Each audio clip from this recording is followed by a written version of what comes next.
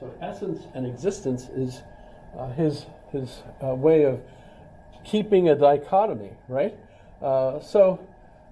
There's lots of explanations of angels. It's said to be incorporeal and immaterial, but compared to God, it is corporeal. So how do we answer that? Nothing is moved except a body, says objection 2, as the philosopher says. But Damascene, who's a famous theologian for them, who wrote the correct faith, De Fide Orthodoxa, is that an angel is an ever-movable intellectual substance. Intellectual. It's spiritual. It's not something that's physical, right? And you get from St. Ambrose, the Holy Spirit, every creature is limited within its own nature. But to be limited belongs to bodies. Therefore, every creature is corporeal. How angels are God's creatures, etc., etc., etc.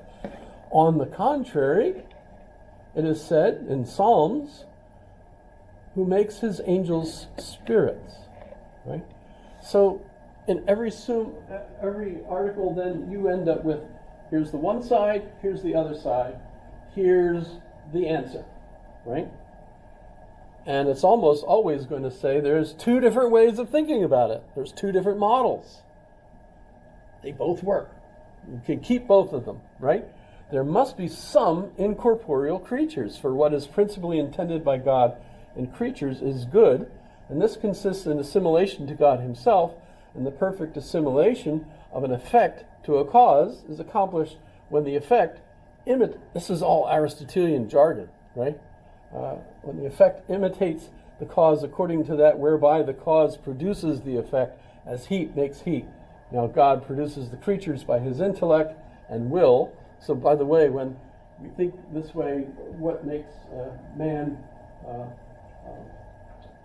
in the image of the divine, in the image of God? It's your mind that makes you that, right? Get the idea, right? So it's the intellect of God. So when we think of the Greek, you've all seen the Sistine Chapel image. Michelangelo,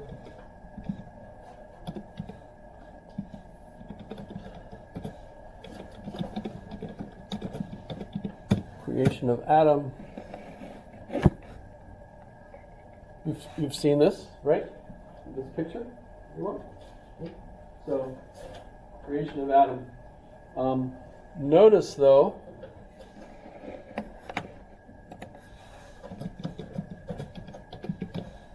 if you look at the picture of God in that image, Michelangelo,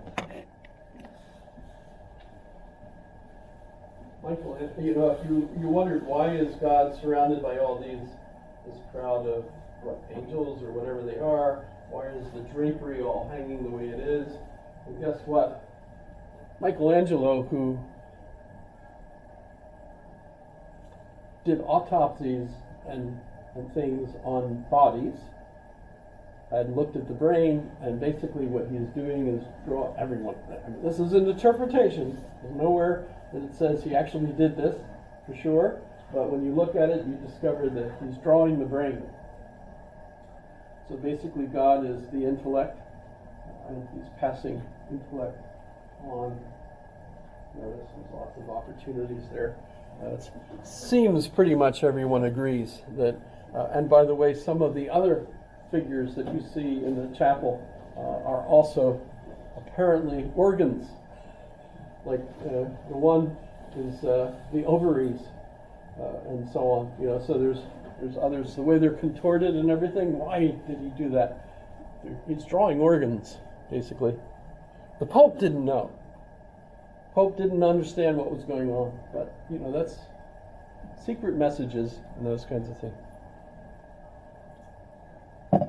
But when we get to the Summa, what we get here is the argument that the angels are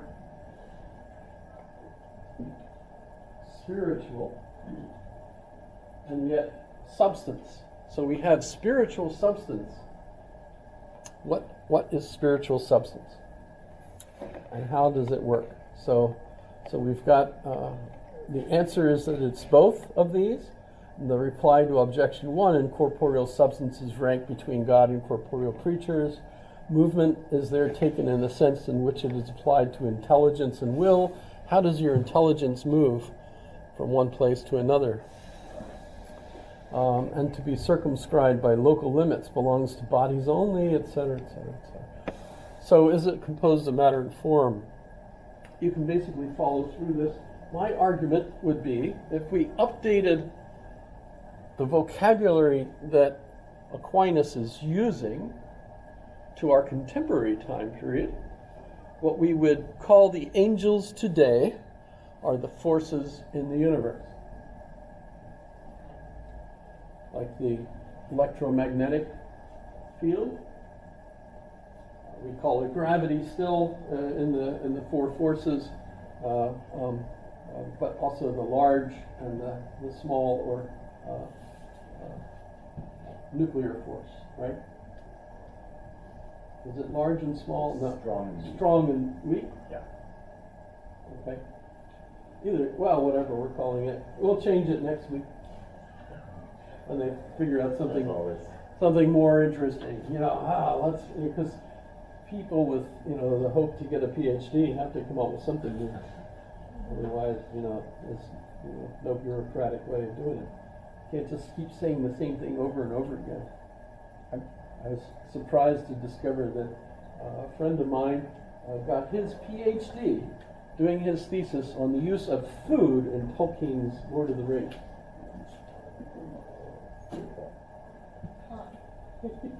That's Greg Hartley, if you're... What were his studies after getting his PhD based on?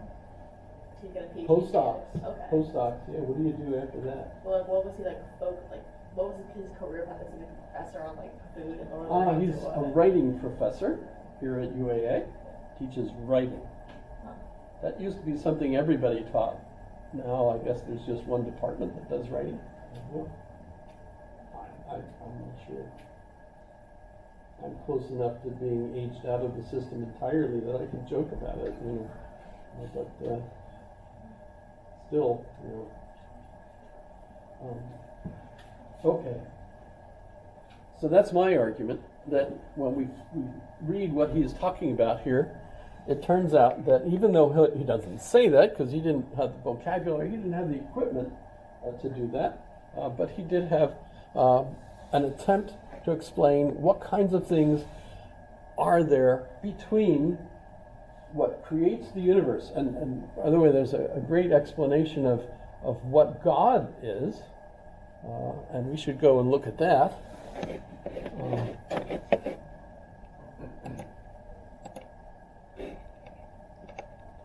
And his argument for God, so the existence of God. So we get the same kind of thing. Here's Article 1, whether the existence of God is self-evident. And it seems that the existence of God is self-evident. This is objection 1. Now those things that are said to be self-evident to us, the knowledge of which is naturally implanted in us, etc., etc. Therefore, the existence of God is self-evident, says objection 1. Objection 2, those things are said to be self-evident which are known as soon as the terms are known. As soon as you understand the word horse, you ought to understand horse has legs, head, tail, all that stuff goes with horse. So when we say the word God, you ought to, God is that than which nothing greater can be thought. Which actually you probably never thought until you heard me say that when we talked about Anselm. So in a sense, he's clearly wrong. This objection is clearly wrong about that. The existence of truth is self-evident, for whoever denies the existence of truth grants that truth does not exist, which is dumb, because is it true that truth doesn't exist? Well, yeah. Yes? There's a paradox, right? You can't utter that truth doesn't exist, because you're arguing that that's true, which is wrong, right? On the contrary, no one can mentally admit that the opposite of what is self-evident, as the philosopher, in his metaphysics. states concerning the first principles of demonstration, but the opposite of the proposition, God is, can be mentally admitted. The fool said in his heart, there is no God. I didn't point out that that's from the Psalm, but Anselm begins his proslogion by saying, the fool has said in his heart, there is no God. Then he begins his argument, right? And I think often I would ask people, well, who is Anselm talking about? Who's he calling the fool? And I believe that Anselm was referring to himself. Because who is it that doesn't have doubts at some point, especially when you get really deep into this stuff, right? So I answer that a thing can be self-evident in either of two ways. On the one hand, self-evident in itself, though not to us. And this is where, if you read this carefully, you'll see that he says there are dumb people that don't know this stuff. And he's polite. He doesn't say there are dumb people. That's my interpretation of what he's saying. Some people, it's obvious, and other people don't get it. Okay, yeah, thank you. And he points out that the people that don't get it, that's nice, and there's other jobs they can do. They don't have to be theologians. We only want theologians that get it. So God exists, and there are ways to prove it, and this is where we get into his 5 ways he has. And the first 4 ways are right out of Aristotle, and those are cause and effect. And I mentioned these as the cosmological arguments for the existence of God. You look at the way things are, and there's always a cause and effect, cause and effect, cause and effect. There has to be a first cause, and that first cause, the prime mover of Aristotle, is what we call God. But in a sense, today what we might say also, and this is pretty much after Heidegger, thinking after Heidegger, and we'll talk about it very close to the end, that is that we're talking about being, capital B. Now, we're all beings, small d, in this jargon, right? But being in the sense of the universe, and even bigger than the universe.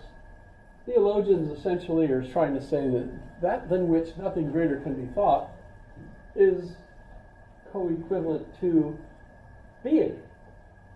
The whole thing, everything. Whatever it is that's out there that basically caused stuff to be. And contemplating the universe is absolutely a wonderful experience, for people that have the time, aren't hungry, there's all kinds of requirements, especially if you have the resources. YouTube is good, etc. And then the 4th demonstration. So here's his demonstrations, right? It's an article of faith that God exists. A lot of people get upset when they talk about the proofs for the existence of God, because at some point in their lives they've been told that there's a difference between those who have faith and those that have, no faith, right? So you'll be saved if you believe in God, but there's no proof that you have to believe in God. So it's faith. It's totally kind of individual choice. And so therefore you're rewarded if you have the faith. Well, actually, traditionally, it's demonstrable.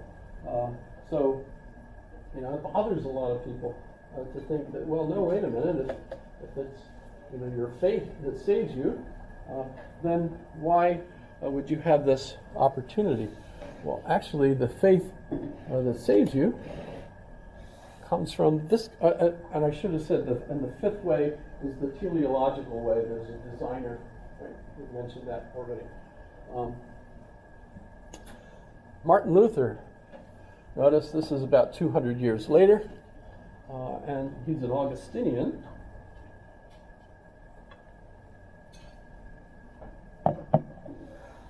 And during this time, northern Germany is in catastrophic peril. The church as a whole is actually fighting the Crusades and trying to protect Europe. That's about when the Islam was at the Vienna gates, right? So they're trying to collect as much money as they can in order to pay for war.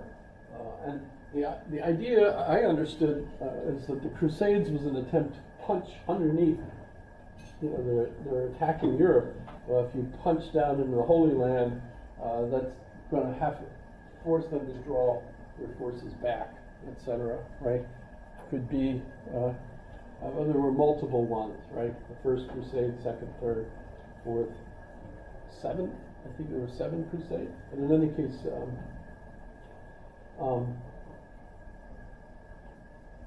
Martin Luther is concerned about the health of his community. The people are starving.